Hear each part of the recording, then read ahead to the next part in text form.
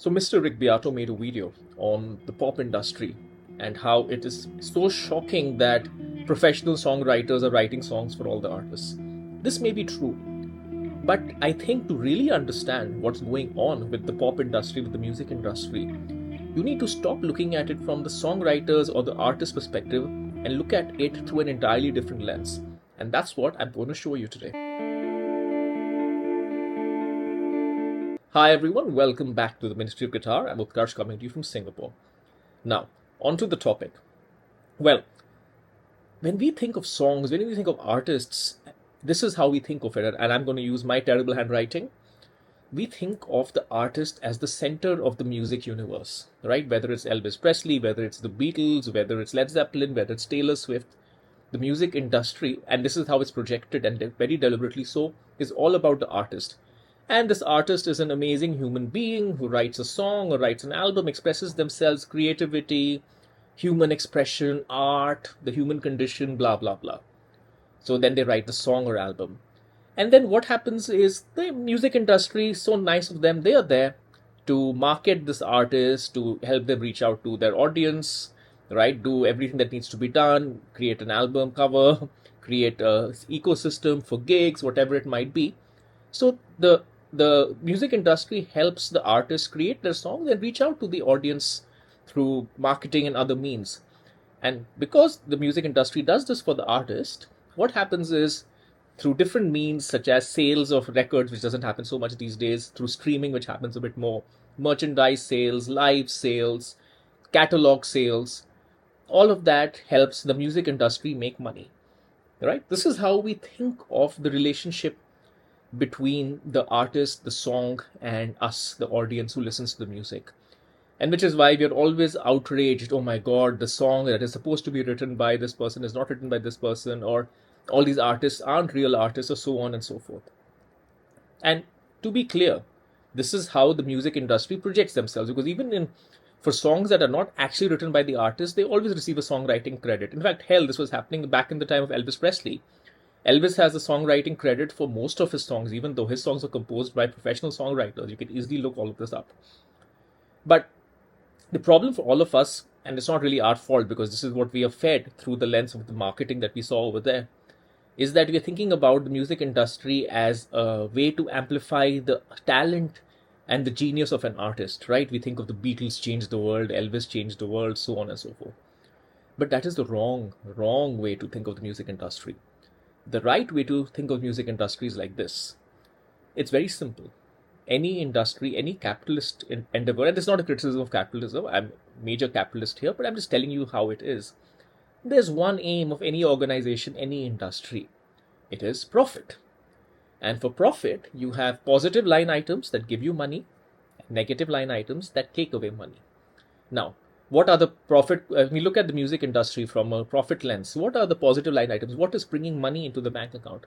All the things we talked about that bring money: streaming revenue, live sales, merchandise sales, catalog sales, whatever it might be, right? These are all positive line items. This is how you earn money. The ticket sales that go, the merchandise that you buy, right? This is how the music industry earns money. So the music industry loves all of this, and obviously it's going to optimize for all of this.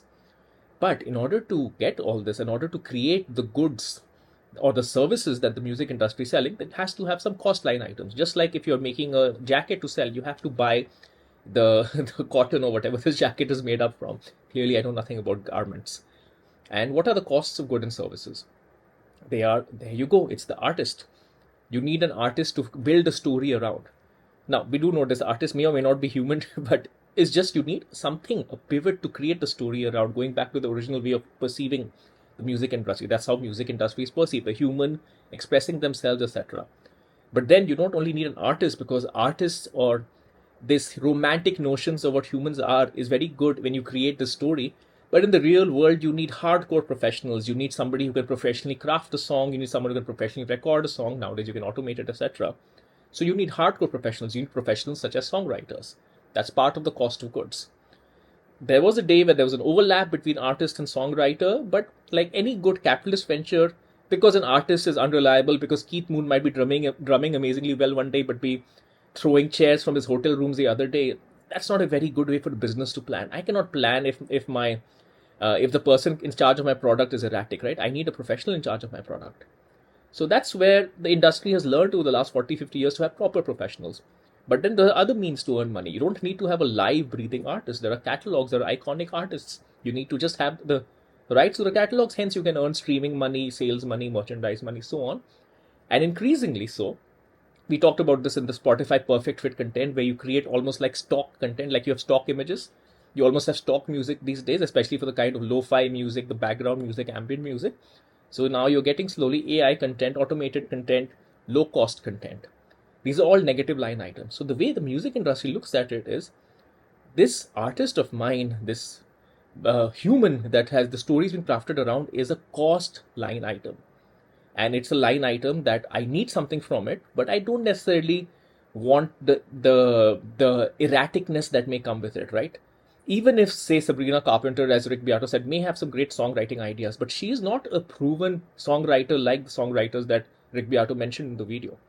So for me as a business person, I'm like, okay, this artist is a great face, they have a great story that I can tell, but are they really a songwriter? I don't know, they're unproven, versus these professional songwriters who have all of these hits.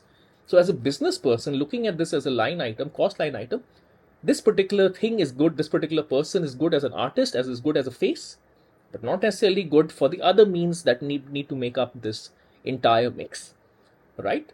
So cost of goods that I have, every dollar that I'm choosing to invest behind cost of goods, whether it is in promoting an artist music, paying someone to make the music, it better give me a good return on investment.